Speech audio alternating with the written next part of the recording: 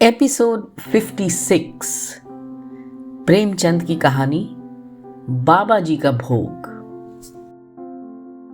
रामधन अहीर के द्वार पर एक साधु आकर बोला, बच्चा तेरा कल्याण हो, कुछ साधु पर श्रद्धा कर।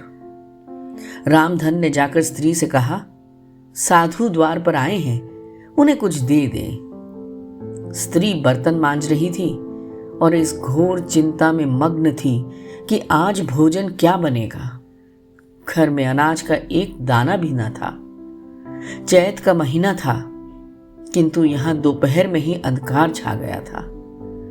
उपज सारी की सारी खलिहान से उठ गई। आधी महाजन ने ले ली, आधी जमींदार के प्यादों ने वसूल करी। भूसा बेचा तब जाके व्यापारी से गला छूटा।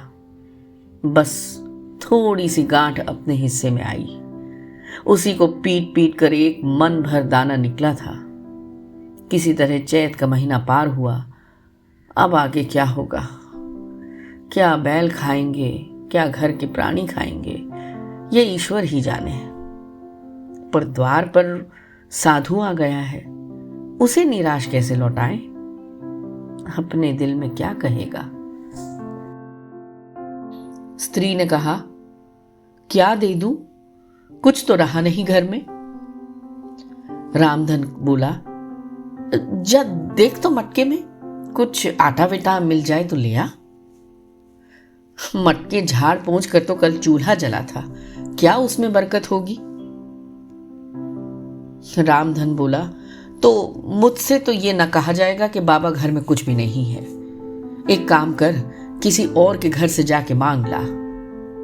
स्त्री गुस्से में बोली, जिससे लिया है उसे तो देने की नौबत नहीं आई, अब और किस मुंह से मांगूं? अचानक रामधन को याद आया, देवताओं के लिए कुछ अगुवा निकला है ना, वही ले आ, वही दे आऊं बाबा को। स्त्री गुस्से से बोली, देवताओं की पूजा फिर कहां से होगी? रामधन ने हंस के जवाब दिया, देवता मांगने तो नहीं आते ना, समाई होगी करना, समाई ना होगी ना करना। स्त्री बोली, अरे तो अगोवा भी पसरी दो पसरी है क्या? बहुत होगा तो आधा सेर होगा। इसके बाद क्या फिर कोई साधु ना आएगा? उसे भी तो जवाब देना ही पड़ेगा। निराश होके रामधन बोला, अरे ये बला तो टलेगी, फिर की फिर देखी जाएगी। स्त्री झुंझलाकर उठी और एक छोटी सी हांडी उठा लाई, जिसमें मुश्किल से आधा सेर आटा था। वे गेहूं का आटा बड़े यत्न से देवताओं के लिए रखा हुआ था। रामधन कुछ देर खड़ा सोचता रहा, फिर आटा एक कटोरे में रखकर बाहर आया और साधु की झोली में डाल दिया। महात्मा ने आटा लेकर कहा, बच्चा अब तो साधु आज यहीं रमेंगे, कुछ थोड़ी सी दाल दे दे तो साधु का भोग लग जाए। रामधन ने फिर आकर स्त्री से कहा, संयोग से दाल घर में थी। रामधन ने दाल, नमक, उपले सब जुटा दिए, फिर कुएं से पानी खींच लाया। साधु ने बड़ी विधि से बाटियां बनाई, दाल पकाई और आलू झोली में से निकालकर भुर्ता बनाया। जब सब सामग्री तैयार हो गई तो रामधन से बोले, बच्चा भगवान के भोग के लिए कौड़ी भर घी चाहिए। रसोई पवित्र न होगी तो भोग कैसे लगेगा? रामधन हताश होकर बोला, बाबा जी घर में घी तो न होगा। पर साधु ने बड़ी आशातीत शब्दों में बोला, अरे बच्चा भगवान का दिया तेरे पास बहुत कुछ है, ऐसी बातें ना कह। रामधन फिर निराशा से बोला, अरे महाराज मेरे पास गाय बैल कुछ भी नहीं है। साधु ने थोड़ी कठोर आवाज में कहा, जाकर मालकिन से कह दो।